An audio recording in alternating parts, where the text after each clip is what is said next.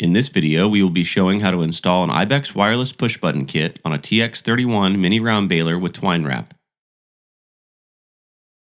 Before beginning this project, check your kit to ensure that you have all parts. The following should be included: valve body assembly, electromagnetic solenoid, hard case, battery charger, wireless receiver, remote transmitter and wiring harness, the provided zip tie holders and zip ties, retrofit wiring adapters for older baler models. For newer baler models, these are not needed and can be discarded. The tools you will need include 10mm ratchet, 10mm wrench, two 13mm wrenches, 27mm wrench, 24mm wrench, 19mm wrench, Phillips screwdriver, and a 3mm Allen wrench. First, lift the twine chamber cover to access the battery box located in the left side of the twine chamber. Disconnect the two wires that are attached to the battery box and feed the two wires through the slotted hole on the side of the baler. Next, using a 10mm socket and wrench, remove the bolt to the battery box. Then remove the battery box. Now the hydraulic pole arm needs to be removed. First, detach the cotter pin and washer. Using two 13mm wrenches, loosen the bolt on the pole arm. Remove the bolt and the pole arm. Next, the pull rod needs to be removed. First, detach the cotter pin and washer from the rod.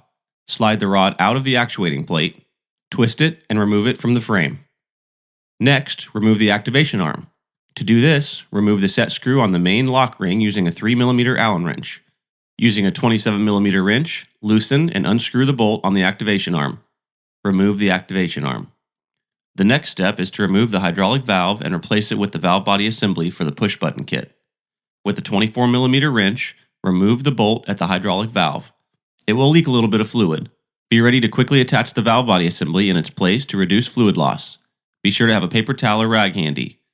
Tighten up the new valve with the 24mm wrench. The valve is aluminum, so be sure not to over-tighten it and cause breakage. If you feel that you've lost a lot of fluid during this process, make sure to check the levels when finished and replenish if needed. Now install the electromagnetic solenoid. Do this by simply sliding it on the hydraulic valve with the flat prong to the back. Screw the nut in place with the shoulder to the inside and the threads to the outside with a 19mm wrench. Now you are ready to install the magnetic battery case and wiring.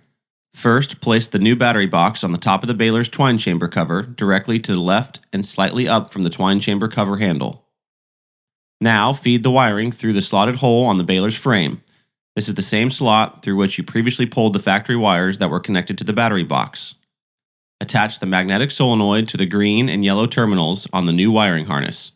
Be sure to match light colors, yellow to yellow and green to green. Now, plug the red and black terminals from your new wiring harness to the baler's factory wiring that was previously connected to the already removed 9-volt battery box. Be aware that there are certain years of balers that have male connectors coming from the baler's factory wiring. In this case, use the provided wiring adapters to resolve this issue.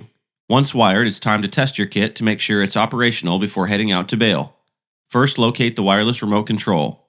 Next, open the battery case and turn the battery on by flipping the power switch located on the left side of the battery. Once turned on, the battery indicator will show the battery life via lighted LED green bars.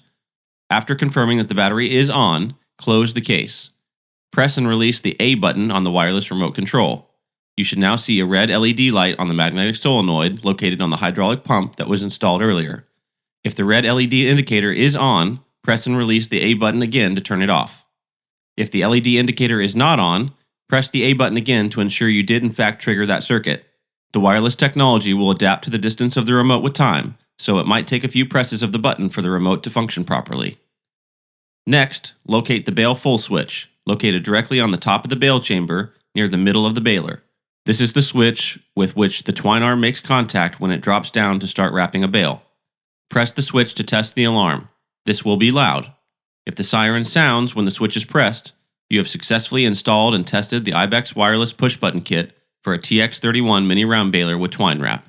If you have any other questions, please feel free to type them in the comments or contact us at 833-888-IBEX.